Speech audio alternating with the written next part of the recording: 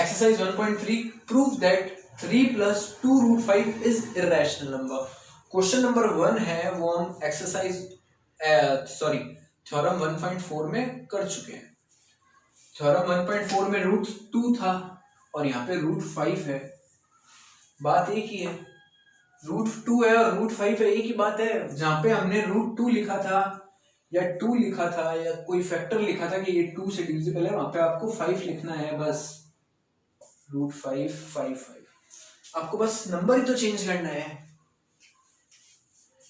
और अगर आप सही ना हो तो कमेंट में लिख देना, मैं थर्ड क्वेश्चन के साथ ये क्वेश्चन करवा दूंगा कि √5 is irrational number. Prove that 3 + 2 √5 is irrational number. अब इरेशनल नंबर अगर इसको बनाना है तो पहला हमारा वही है, let us assume to the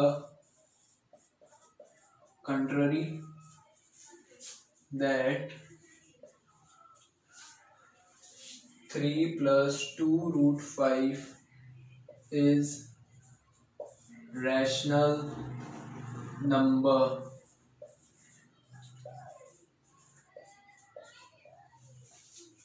Let us assume to the contrary that 3 + 2 √5 is rational number. वही किया है जो हमने 1.4 थ्योरम में किया था। अब इसमें देखिए, अगर ये रैशनल नंबर है तो क्या होगा, 3 + 2 √5 = p/q। ऐसा ही होगा जैसे हमने थ्योरम 1.4 में किया था, वैसे ही सारे क्वेश्चंस में होगा। 3 + 2 √5 = p/q।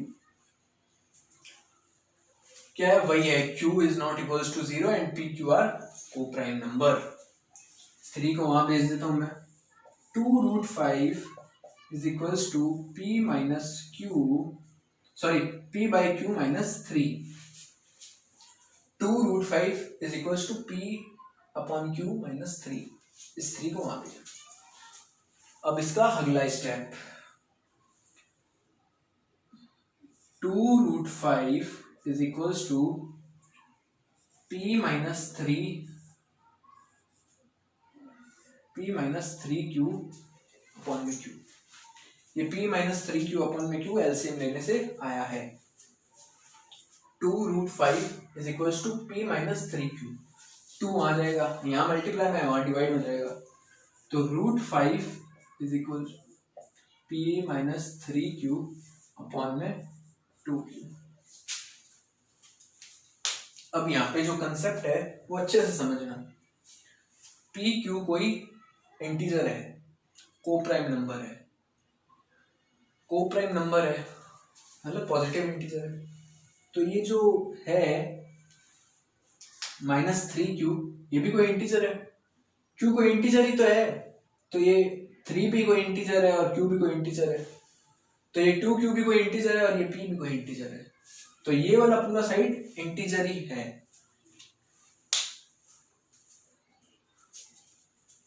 या आपने ढंग से देख लिया या समझो,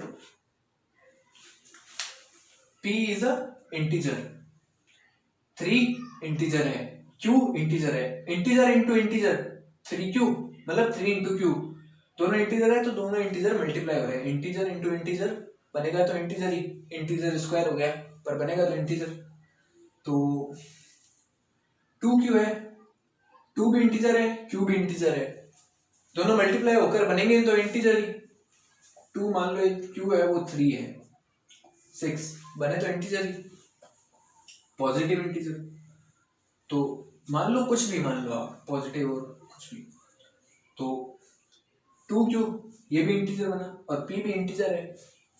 इंटीजर माइनस इंटीजर अपॉन में इंटीजर, इंटीजर ही बन रहा है सब कुछ। यहाँ पे इस साइड में पूरा इंटीजर ही है, तो ये साइड जो पूरा है, ये जो पूरा साइड है ये रैशनल है साइड, ये पूरा साइड रैशनल ही तो है क्योंकि ये सारे इंटीजर नंबर है। पर अभी मैंने वो क्वेश्चन आपको करवाया नहीं, पर था वो वैसा ही जैसे 1.4 में था। क्वेश्चन नंबर 1 अभी जो √5 वाला था वो 1.4 वाला ही तो क्वेश्चन था, सेम था, बस नंबर चेंज था। तो क्वेश्चन नंबर 1 के अकॉर्डिंग रूट 5 तो इररेशनल नंबर है। तो आपको लास्ट में ये लाइन लिखनी है कि ये जो राइट हैंड साइड है, या ऐसे लिख देना, ये मैं रब कर रहा हूं यहां से, ये सारा नोट कर लेना, सॉरी ये रहा, p माइनस 3q अपॉन में 2q is rational number, but root 5 is irrational number. ये कॉन्ट्राडिक्शन कहां से पैदा हुआ? यहां से कि ये इररेशनल नंबर है और ये रैशनल नंबर है, दोनों इक्वल कैसे हैं? ये रूट 5 है, ये इररेशनल नंबर है, और ये जो है पूरा ये रैशनल नंबर है। तो इररेशनल और रैशनल इक्वल तो होंगे नहीं, नॉट इक्वल ही होंगे। तो ये गलत आ रहे हैं, ये तो रैशनल, ये तो बराबर है ही नहीं, फिर ये कैसे हो रहा है? क्योंकि हमने अज्यूम किया था कि ये जो 3 + 2 रूट 5 है ये रैशनल नंबर है, तो हमारा अजम्पशन गलत था, वो ये नहीं है रैशनल नंबर। अगर ये रैशनल नंबर होता तो यहाँ पे ये कॉन्ट्राडिक्शन थोड़ी होता, ये रैशनल और ये इररेशनल बराबर है, ये कॉन्ट्राडिक्शन थोड़ी होता। तो आपको ये लाइन लिखनी है, ये आप देख लेना, आपको ये लाइन लिखनी है, p माइनस 3q अपॉन में 2q is rational number but root 5 is irrational number, ये लाइन लिखना। So why line this contradiction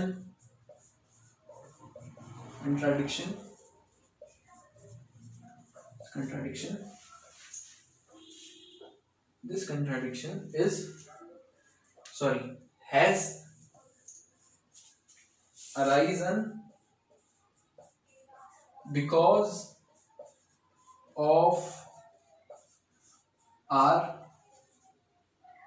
incorrect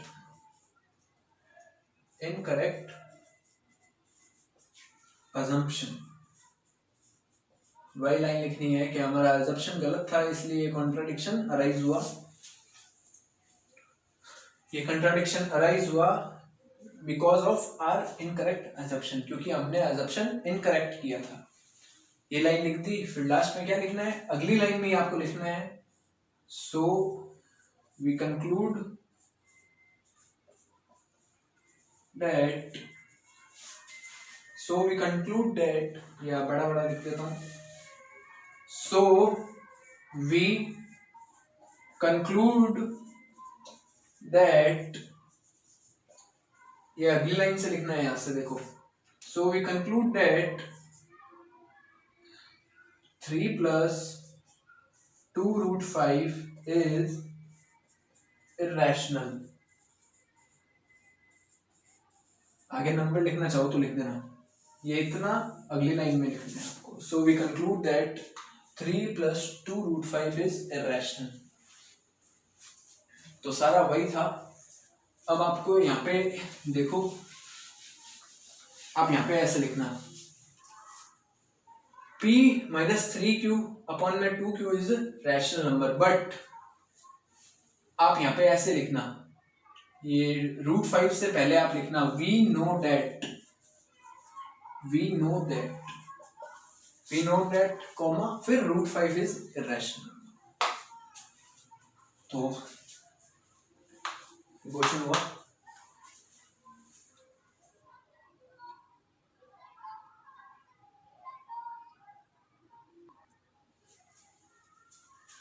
question number 3 part 1। तो पार्ट 1 है इसका 1/√2। तो 1/√2 है इसका पार्ट, इसको प्रूफ करना है कि ये इररेशनल है। तो ये इररेशनल कैसे प्रूफ होगा? जब इसको हम वैसे ही, वही लाइन है, लेट अस assume आप पिछले वीडियो से पिछले क्वेश्चन से वो लाइन देख लेना. Late us assume that to the contrary that 1 by root 2 is a rational number. Is a rational number. वही लाइन है सेम, बस ये नंबर चेंज हो गया 1 by root. अगर ये रैशनल नंबर है तो 1 by root 2 p by q की फॉर्म में है, और p by q की फॉर्म में है मतलब p by q को प्राइम इंटीजर है और q 0 के बराबर नहीं है. हमने माना है नहीं, माना है ये कि ये है, लेट किया ना, तो ये q यहाँ आ जाएगा. q is equals to root 2 p. q यहाँ आएगा और रूट 2 वहां जाएगा, तो ऐसे ही बनेगा ये. अब ये p है वो यहाँ आ जाएगा इसके नीचे, तो q by p is equals to root 2. p by q rational number होता है. तो देखो 4 by 2 ये p by q है, मान लो ये पॉजिटिव इंटीजर है, मान लो ये p by q है, मानने का कह रहा हूं, है नहीं है, मान लो. तो p by q क्या बना 2, इसका उल्टा कर दो 2 by 4 क्या बना 0.5. वही हुआ, इरेशनल नहीं हुई है. ये भी इंटीजर है, ये भी इंटीजर है, ज्यादा फर्क नहीं है तो इंटीजर, सॉरी ये इंटीजर नहीं है, सॉरी ये भी पॉजिटिव नंबर है, ये भी पॉजिटिव नंबर है, ये नेगेटिव नहीं है, नहीं नेगेटिव है, तो ज्यादा फर्क नहीं हुआ. ये भी रियल नंबर है और ये भी,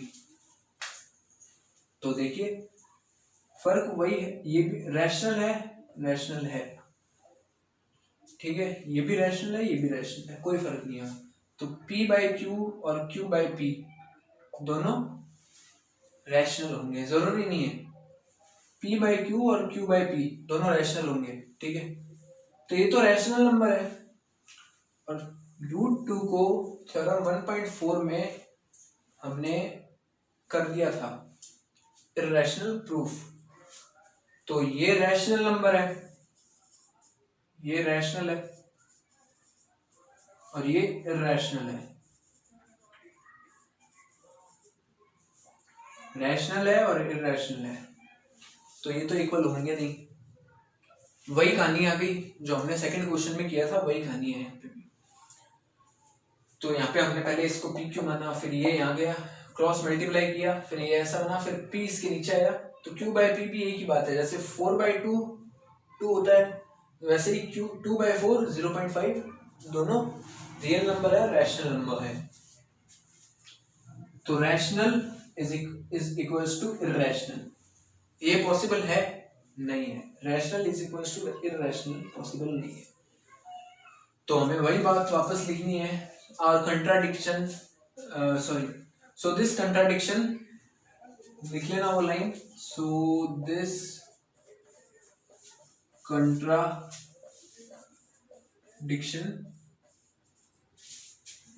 has arisen, देख लेना पिछले क्वेश्चन में, has arisen because of our incorrect assumption. So we conclude that 1 root 2 is, ये यहाँ पे लिख रहा हूं इर्रेशनल. तो आपको ऐसा लिखना है कि रूट 2 को हमने इर्रेशनल प्रूफ किया है.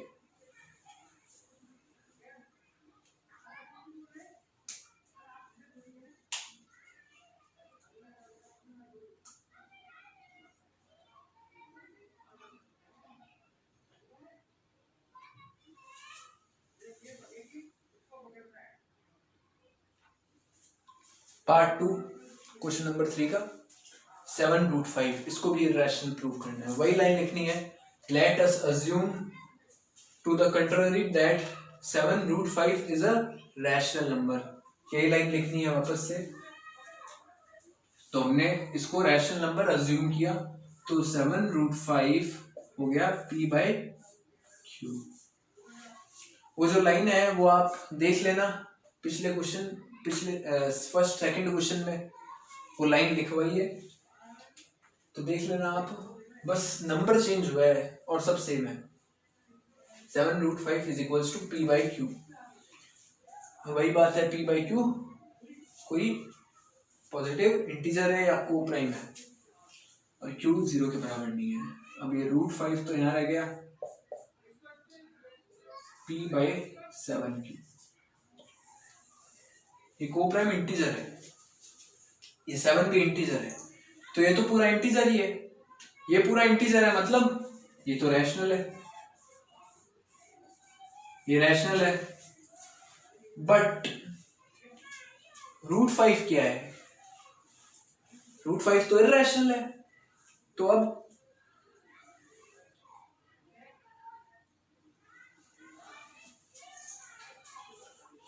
आप ऐसे लिख देना, this contradicts fact that √5 is irrational,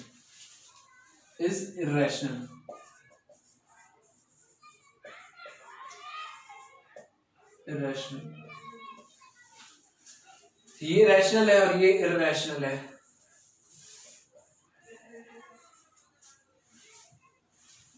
तो ये भी कभी पॉसिबल नहीं है, तो हमारा अजम्पशन गलत था।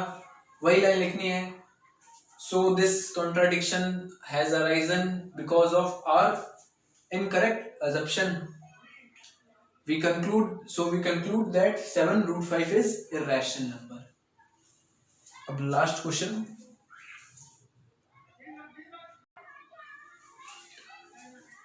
Part third, 6 + √2 is irrational। ये हमको प्रूफ करना है। वही लाइन लिखनी है, let us assume to the contrary that 6, ये वापस लिख लो, let us assume to the contrary that 6 + √2 is rational number।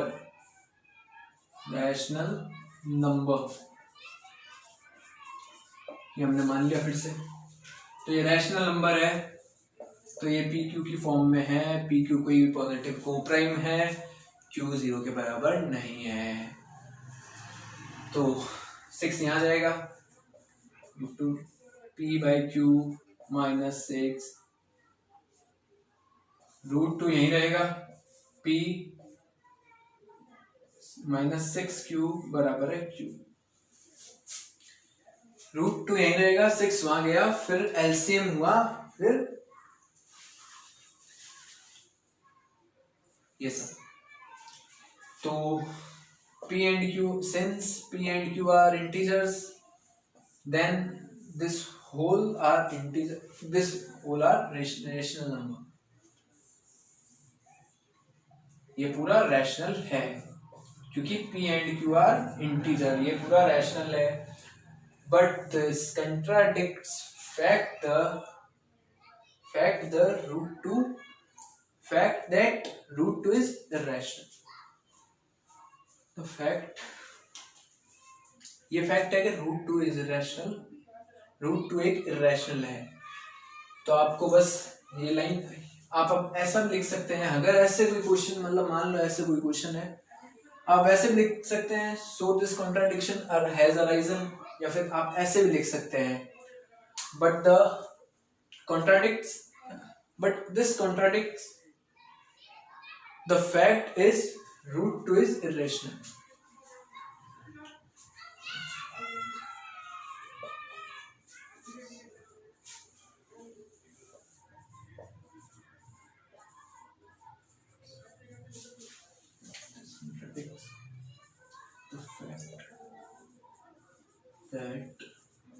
√2 is a rational number. ठीक है, √2 is irrational number. So our assumption is wrong. So our assumption is wrong. तो हमारा जो assumption था वो गलत हो गया है. तो so we conclude that √2 sorry 6 plus √2 is irrational. Last में hence proof लिख देना, hence proof. तो ये भी हो गया. जब क्वेश्चन ऐसे हो 6 plus √2 3 plus √2 या 3 plus 5 √2 या कुछ भी, अगर अकेला √2 हो तो आपको वो लाइन लिखनी जरूरी है कि this contradiction has arisen because of our incorrect assumption. तब तो आपको वो लाइन लिखनी जरूरी है, क्योंकि अगर खाली √2 दे दिया उसने कि इसको ही प्रूफ करो कि ये है इरेशनल, तो हम ये नहीं लिख सकते. But this contradicts the fact that √2 is irrational. इसलिए कह रहे हैं हम, तो फैक्ट है कि √2 इरेशनल नंबर है. पर अगर अकेला √2 हुआ, अकेला √5 हुआ, अकेला √8 7 कुछ भी हुआ, उसको आप ये लाइन मत लिखना. ये लाइन अगर √2 साथ में है, कुछ भी साथ में है, तब आप ये लाइन लिख सकते हो.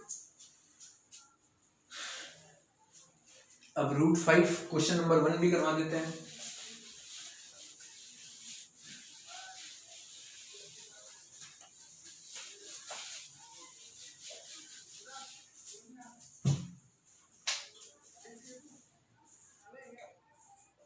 √5 को इरेशनल प्रूफ करना है. वो लाइन लिख लेना आप. Let us assume to the contrary that √5 is a rational number. √5 rational number हमने अज्यूम कर लिया. वो लाइन लिख लेना. लेट अस अज्यूम वाली. और √5 is equals to p/q. p/q क्या है? को प्राइम नंबर है. इनका कॉमन फैक्टर 1 ही होगा. तो अब हम क्या करेंगे? √5q is equals to p. हमने बोथ साइड स्क्वायर किया है, लिखनी है हमको ये लाइन, स्क्वायरिंग बोथ साइड. उसके बाद में अगले स्टेप में हमको क्या करना है? ऐसे शो करना है स्क्वायर इनके ऊपर. आप ये सीधा ये लिख के इनके ऊपर स्क्वायर मत कर देना. पहले आप ये लिखना √5q, ठीक है. उसके अगले स्टेप में स्क्वायरिंग लिखना आप, स्क्वायरिंग बोथ साइड. फिर उसके अगले स्टेप में स्क्वायर करना. फिर अगले स्टेप में जो स्क्वायर का आंसर है 5q² वो लिखना. तो बोथ साइड स्क्वायर किया मैंने, तो 5q² is equals to p². इसी से हमें पता चला कि 5 जो है वो p² जो है वो 5 से डिविजिबल है, क्योंकि 5 p² का फैक्टर है. तो हमने यहां लिखा 5 is p² is divisible by, dv लिख दिया है, divisible by 5. p is divisible है, ये पूरा लिखना बाय 5. अगर p² 5 से डिविजिबल है, 5 प्राइम नंबर है, तो p भी 5 से डिविजिबल होगा. वही हमारी थ्योरम 1.3 है. अगर p² 5 से डिविजिबल है तो p भी 5 से डिविजिबल होगा. ये सेम टू सेम थ्योरम 1.4 के जैसा है, सेम टू सेम. बस वहां पे √2 था, यहाँ पे √5 है. अब ये हो गया. अब अगला मेन कंसेप्ट क्या था? ये इक्वेशन 1 बन गई हमारी. इक्वेशन 1. अगला मेन स्टेप क्या था हमारा? कि हमें p की वैल्यू रखनी है, 5r ले लेना है. ये मेन कंसेप्ट है. p के फैक्टर बनाने हैं, तो मैंने 5r बना दिए. 5r क्यों बनाए? क्योंकि यहाँ पे देखो p इज डिविजिबल बाय 5, तो 5 कोई उसका फैक्टर होगा, तो p मैंने 5r मान लिया. r कोई पॉजिटिव इंटीजर है, कोई भी इंटीजर है, तो 5r को मैं ये p की जगह रख देता हूँ.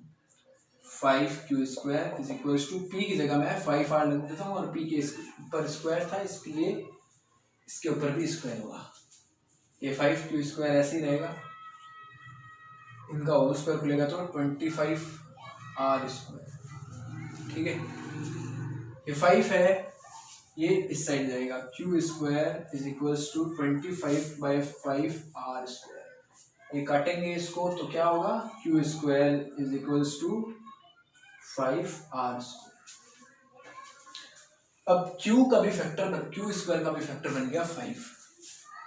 मैं यहां लिख रहा हूं q² इज डिविजिबल बाय 5। अगर q² है तो q भी डिविजिबल बाय 5 होगा, q इज डिविजिबल बाय 5। अगर q² है तो q भी होगा, तो ये दोनों 5 से डिविजिबल है।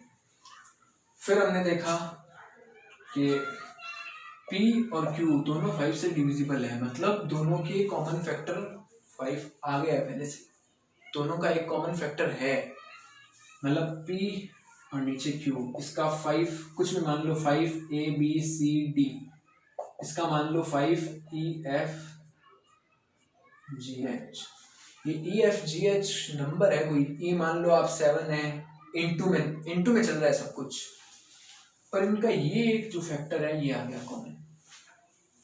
जैसे भाई 81 9 वाला, 81 और 9, 3 इंटू 3 इंटू 3 इंटू 3 और 9 3 इंटू 3, ये कॉमन फैक्टर होता है ना, वैसे ये 5 आ गया। ये है ABCD, ये 3 पीछे जो चल रहा है, तो 5 कॉमन फैक्टर आ गया और इसका 1 होना चाहिए क्योंकि ये को प्राइम नंबर है। तो 1 तो हो नहीं रहा, मतलब ये को प्राइम नंबर नहीं है, और को प्राइम नंबर नहीं है मतलब हमारा अजम्पशन गलत था, ये गलत है।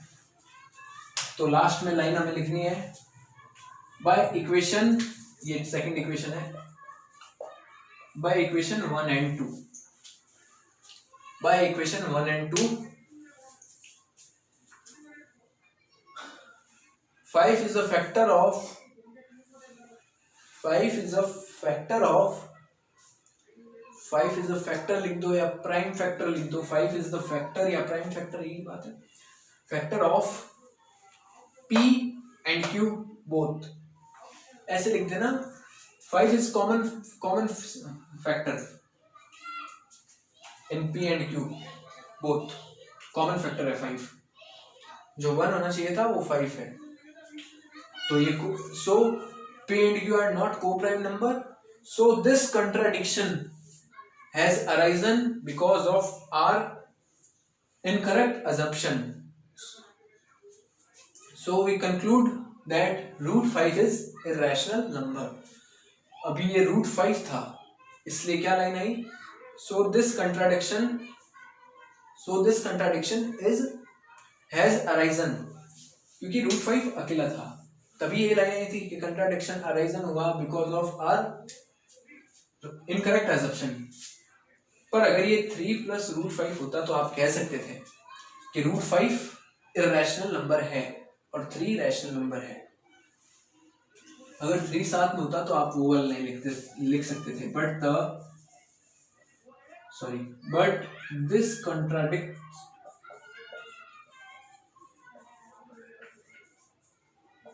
the fact